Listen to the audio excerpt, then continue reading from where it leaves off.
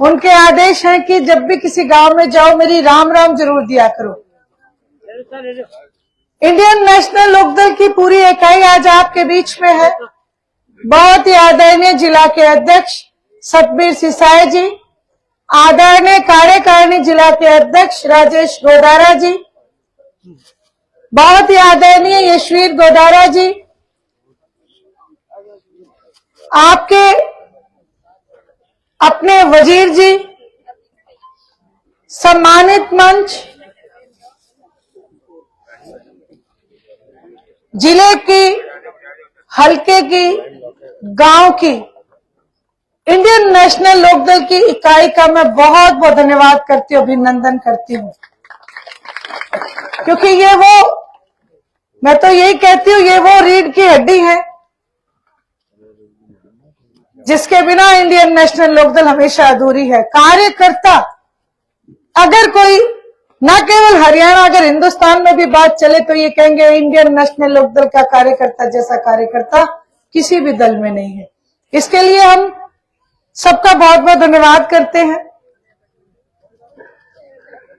वही, जैसा आप सबको पता है, लोकसभा का चुनाव है और लोकसभा का चुनाव 25 मई को आप सबने मतदान करना है।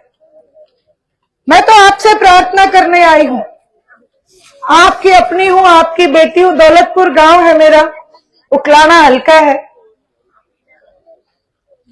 और खैरनपुर गांव में आके मुझे कभी ये महसूस नहीं हुआ कि मैं दौलतपुर में नहीं हूं। मुझे हमेशा दौलतपुर जैसा ही प्यार, प्रेम और विश्वास हमेशा खैरनपुर ने दिया। इसलिए मैं आपके बीच में आई हूं और इसी उम्मीद से कि आप मेरी कही बात पर जरूर गौर करोगे। जैसा मैंने आपको बताया कि लोकसभा का चुनाव है, बाकी सभी पार्टियां भी अपना अपना उम्मीदवार आपको आपके बीच में भेजने का काम करेंगे। मैं तो आपसे प्रार्थना करना चाहती हूं, केवल एक बार उन्हें गौर से देखना। मैं तो ये कहूंगी चश्मा लगा के देखना, और जब आप उनको गौर से देखोगे तो वो आपको नेता कम एजेंट ज्यादा नजर आएंगे, क्योंकि ये एक ही दल से निकले हुए और एक ही दल के लिए काम करते हैं, भारतीय जनता पार्टी के लिए काम करते हैं। पार्टियां बदल बदल के आपके बीच में आते हैं, लोगों को झूठे वायदों में, झूठे जाल में फंसाते हैं और फिर जाके बीजेपी के सामने नतमस्तक हो जाते हैं। मेरा कहने का मतलब केवल इतना है कि इन एजेंटों से हमें बचना है। जिन नेताओं की विचारधारा 15 मिनट में अपनी पार्टी से बदल जाए, ऐसे नेताओं पे हम कैसे विश्वास कर सकते हैं। मेरा केवल आपसे अनुरोध है, प्रार्थना है कि आप एक बार जब ये नेता आपके बीच में आए, एक बार जब ये नेता आपके बीच में आए, इनसे एक सवाल पूछ लेना कि 13 महीने तक किसान का मेरा वर्ग आंदोलन कर रहा था, फिर तुम्हारी विचारधारा तब क्यों नहीं बदली? तब विचारधारा बदले नहीं, आज विचारधारा बदल गई। इस बात का केवल एक ही मतलब है, एक ही मकसद है कि इन लोगों को कुर्सी चाहिए, चाहे ये कौन सी ही पार्टी में, किसी भी दल में जाए, लेकिन कुर्सी इनको बहुत प्यारी है। कुल मिला के मेरी आपसे प्रार्थना यह है कि आपके पास वो ताकत है, लोकतंत्र की सबसे बड़ी ताकत वोट की ताकत है। आपके पास वो ताकत है जिससे आप इनको समझा सकते हो, इनको सबक सिखा सकते हो कि कुर्सी बड़ी नहीं होती, कुर्सी देने वाले बड़े होते हैं। इस बात को केवल आप इन्हें समझा सकते हो। ये जो आज आपके बीच में आके वायदा करते हैं कि हम किसान के हितैषी हैं, कमेरे के हितैषी हैं। इनसे आप ये पूछना कि तुम्हारी पार्टी ने कितनी जन कल्याण की नीति बनाई है। और मैं आपके बीच में इस मंच के माध्यम से मैं गिनवा सकती हूं कि इंडियन नेशनल लोकदल पार्टी ने कितनी जन कल्याण की नीति बनाई है। जच्चा बच्चा की स्कीम, कन्यादान राशि, बुढ़ापा पेंशन, किसान को सबसे पहले खेत का मुआवजा दिलाने में पहल करना, गांव गांव में चौपाड़े बनवाना, 10-10 हजार के कर्जे माफ किए किसान के। किसान की डोल के ऊपर जो पेड़ उगते हैं उसमें हिस्सेदारी निर्धारित करवाना, साइकिल का टोकन माफ कराया, रेडियो का टोकन माफ कराया। ये बूढ़े बुजुर्ग सारे बैठे हैं, तंबाकू के ऊपर भी टैक्स लगा करता था, वो भी टैक्स माफ कराया। किसने कराया? इंडियन नेशनल लोकदल आदरणीय चौधरी देवीलाल जी ने। और एक चीज और है, 9.5 साल तक आपने भारतीय जनता पार्टी का राज देखा। एक भी ऐसा वर्ग नहीं जिसने आंदोलन ना करा हो। किसान ने करा, आंगनवाड़ी की महिलाओं ने आंदोलन करा, आशा वर्कर ने आंदोलन करा, देश का गौरव बढ़ाने वाली खिलाड़ी हमारी बेटियों ने आंदोलन किया, कर्मचारियों ने आंदोलन किया। और सबसे बड़ी बात, जो गांव के सरपंच मुखिया वो भी ग्रांट लेने के लिए जब चंडीगढ़ गए तो सिर फोड़ के उन्हें वापस भेजने का इस सरकार ने काम किया। जहां आपने आंदोलन पे आंदोलन किए, लेकिन नतीजा, ये गूंगी बहरी सरकार किसी को कुछ नहीं दिया। और एक चौधरी देवीलाल जी की पार्टी इंडियन नेशनल लोकदल, आपने बिना मांगे, आपको बिना मांगे सारी की सारी सुविधाएं देने का काम इंडियन नेशनल लोकदल ने किया है। सोचो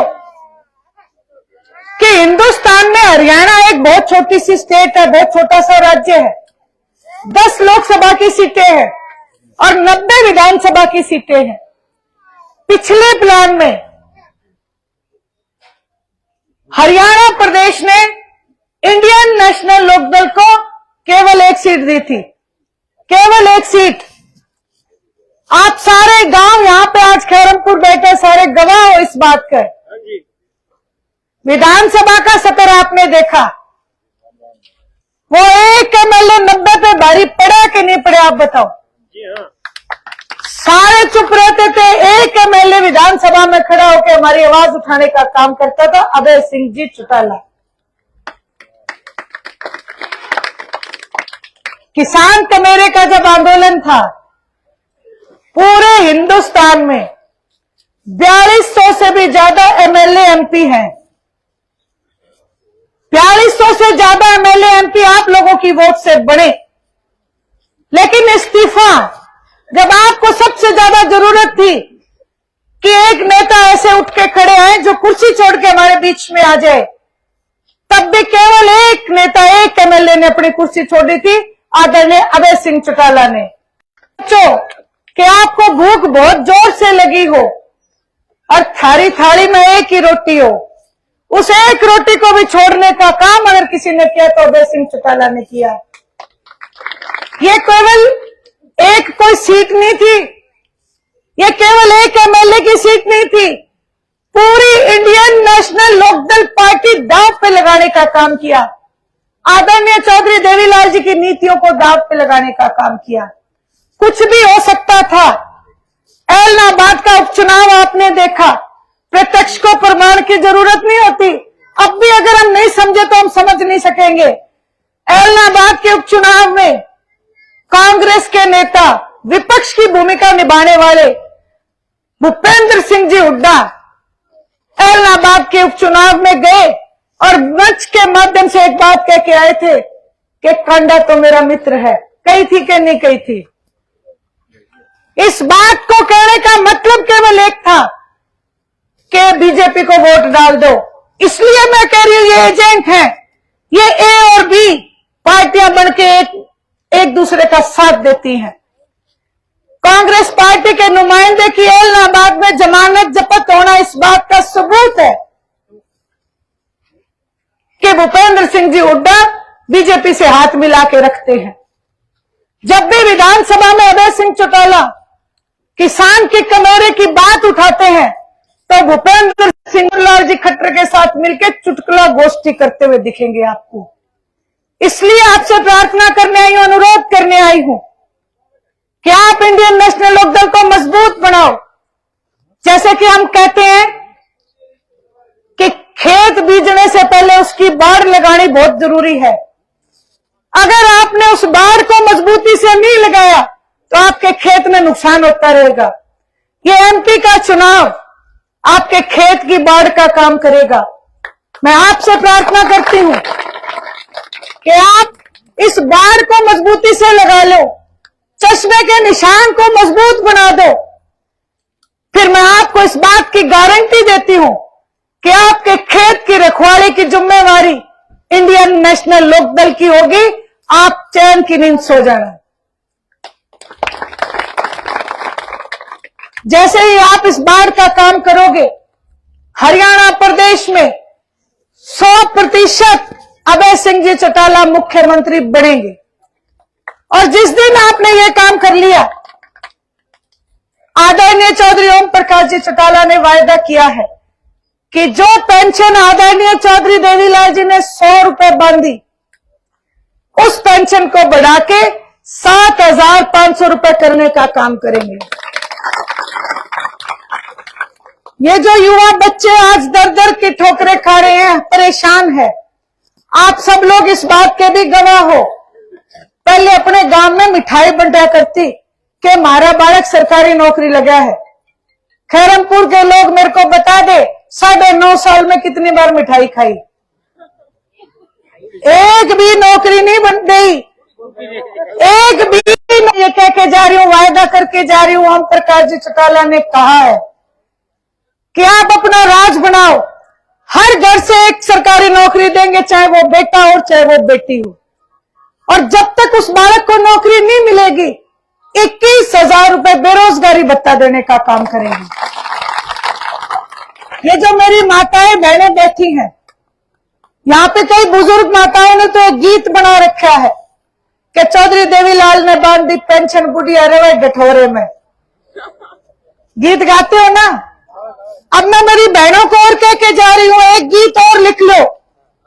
अभय सिंह चौटाला ने यह वायदा किया है कि जिस दिन आप अपना राज बना लोगी, उसी दिन से पहली कलम से एक महिला पेंशन शुरू करेंगे। हर चूल्हे को एक गैस का सिलेंडर भरवा के और साथ में 1100 रुपए देने का काम करेंगे ताकि आपकी रसोई का बोझ कम हो जाए।